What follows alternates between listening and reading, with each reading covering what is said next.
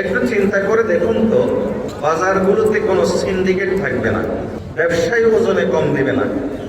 Office আদালতের মধ্যে আমলাতান্ত্রিক কোনো জটিলতা থাকবে না, কলম ঠেকিয়ে ঘুষ নেওয়া হবে না, বিচার ব্যবস্থার মধ্যে বিচারগুলো আটকে থাকবে না, মামলাগুলো বছরের পর বছর পড়ে থাকবে না। এটা চিন্তা করেন তো, ওই রাষ্ট্র, ওই দেশ না জানি কত সুন্দর হবে, যেই রাষ্ট্রের মধ্যে প্রতিটা নাগরিক নিরাপত্তা ভোগ করবে, প্রতিটা নাগরিকের অন্তরে সিনাতে সুখ আর শান্তির অনুভূতি থাকবে, প্রতিটা নাগরিক মনে করবে আমি স্বাধীন, অদৃশ্য কোনো জঞ্জির, অদৃশ্য কোনো ভয় তাকে তাড়া করে ফিরবে না। প্রতিটা নাগরিক মনে করবে যে এই দেশ আমার আর আমি এই দেশে, এই দেশকে কখনো তার কাছে পর মনে হবে না। একটু কল্পনা করেন তো, ওই দেশটা কত সুন্দর হবে, যেই দেশের মধ্যে কোনো প্রকার সন্ত্রাসী কর্মকাণ্ড থাকবে না, বাজার ঘাটে চাঁদাবাজি থাকবে না। ওই দেশ না জানি কত সুন্দর হবে, যেই দেশের মধ্যে দখল বাণিজ্য থাকবে না, একদল চলে গেলে আরেক দল দখল শুরু করবে, এই সংস্কৃতি যেই দেশের মধ্যে থাকবে না। ওই দেশ না জানি কত সুন্দর হবে, যে দেশের মানুষ, নাগরিকগুলো ছোট বড়কে শ্রদ্ধা করবে আর ওকে বড় ছোটকে স্নেহ করবে। ওই দেশের কনস্ট্রাকশন, রাস্তাঘাট কেমন হবে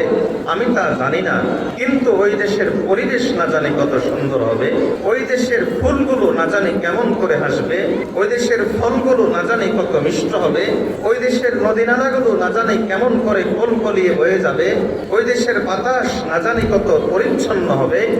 ওই দেশের মানুষ না জানি কত বিনয়ী হবে,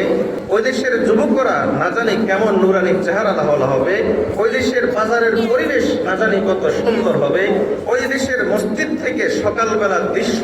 না জানি কত জান্নাতিময় হবে, ওই দেশের সকালবেলার দৃশ্য ঘর ঘর থেকে না জানি কেমন করে কোরআন তেলাওয়াতের আওয়াজ ভেসে আসবে, ওই দেশের নারীরা না জানি কত নিরাপদ হবে, দেশের এক প্রান্ত থেকে আরেক প্রান্ত পর্যন্ত হেঁটে যাবে,